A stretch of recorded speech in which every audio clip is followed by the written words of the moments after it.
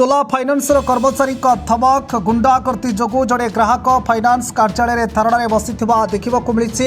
ग्राहक जनक हेले नवरंगपुर जिला उमरकोट सहर रंजित कुमार।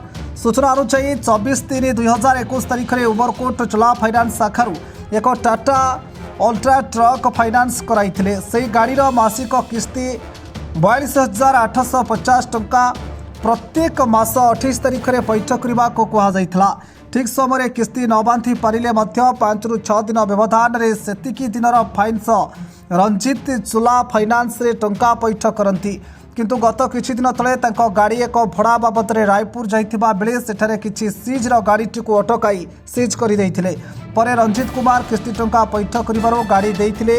यार किछि दिन गला परे जयपुर चोला फाइनान्स रा जड़े कर्मचारी अरुण कुमार जेना जे कि जड़े वकिलर परिचय दे रंजित को किस्ती टंका तुरंत पैठ न कले कोर्टे केस करदेवे बोली धमक देइथिले। यह शुणी रंजित भୟରେ उमरकोटर जड़े वकिलर परामर्श नहीं तापर दिन किस्ती टंका पैठ करथिले। ए विषय में उमरकोट शाखार पूर्वतन मैनेजर अशोक कुमार पाल ए विषय में मु किछि जानी नहीं बोली कहउछंती। एभली चोला फाइनान्स रा धमक गुंडागर्दी जोगु मोर आत्मसम्मान को आघात लगी एवं ग्राहक मैंने आत्महत्या करने को पछ घुंचा देवे ना बोली थाना बसीथिबा रंजित कुमार प्रकाश करिसेंती। किछि दिन पूर्वे न्याय पाइबा को जाई राजरास्ता रे बसी पड़िथिले रंजित एवं किछि समय पई यातायात ठप हो जाइथिला। परे उमरकोट पुलिस पहुंची रंजित को बुझासुझा कर समाधान कराजिबो बोली कहिथिले।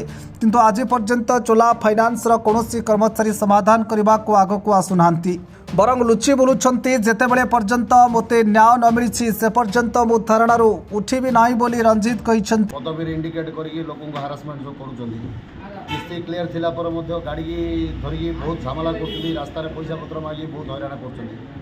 ए विषय रे आमे गला बुधवार दिन मु स्ट्राइक मध्य करथिली रोड रे। प्रशासन आस्तिला एठी जो बीएम थिले अशोक पाल तांको ए विषय रे जणैथिली। से ता देहरे किछि तार समाधान बाहर कले नाही।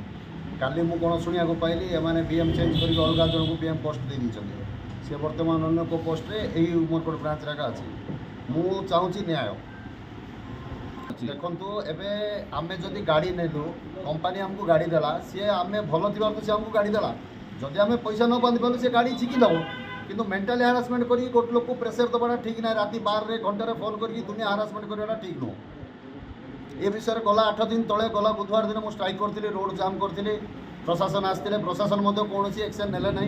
मत नंबर मागिक नहीं सहित कथा हूँ आम जन को डाकिकी बसैक कथा हूँ कहते से विषय किसी निष्पत्ति नेले ना।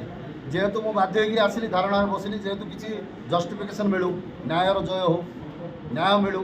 मोर मु सीना आवाज उठेला आज्ञा मोर भाया बहुत लोक अच्छा जो मैंने मोर सहित फोन कंटाक्ट अच्छे से डायरेक्ट कहते भाई आम कही पार्न तू कहलु भल है आमर प्रोब्लेम सल्व हम। बहुत लोग एमती हारास होते। फेब्रुआरी मासर बोधे 15 ରୁ 20 तारिख भितर सी मत फोन करते। सी मत कहले मु जयपुर कोर्टू एडवोकेट कहूँ ना हूँ अरुण जेना। हेले सी मत कहले मुझे हाँ सार कहूँ हेले ना आपणर गोटे केस अच्छी। मुझे मो गाड़ी फाड़ी बाहर जाए तो काले कौन केस थी कौन है सार कौन ना आप चोला फाइनान्स लोन नहीं मुझे ना सर लोन मोर तो सब क्लियर अच्छी। 28 तारिख मोर किस्ती डेट थी मुझे ना जेहतु मोर मेडिकल इश्यू थी 15 दिन होगा लेट होगा मुझे नहीं हेले ठीक अच्छे से बांधिकी आपड़ से रिसीट आपणर आधार कार्ड एटेस्टेड कर सिग्नेचर कर फोटो गोटे ये जिन पटेले मु केस विड्र करी कहले। मुझे सर यहाँ गोटे कौन कथा मु तो किस्ती ड्यू ना रनिंग किस्ती कंपनी तो केस कर यहाँ कौ कंपनी नियम ना कहीं एमती कले।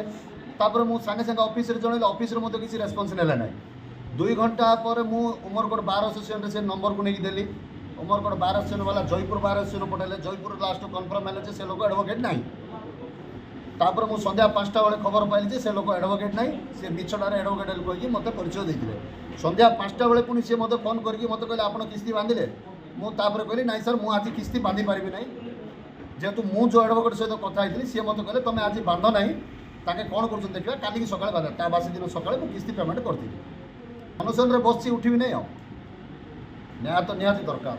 आदि घंटे 2 घंटा भितर जब किसी रिपोर्ट जब न अच्छी 2 घंटा पर मुझे झिकीदेवी आठ बाहर बस अनुसंधान में ये उठी ना।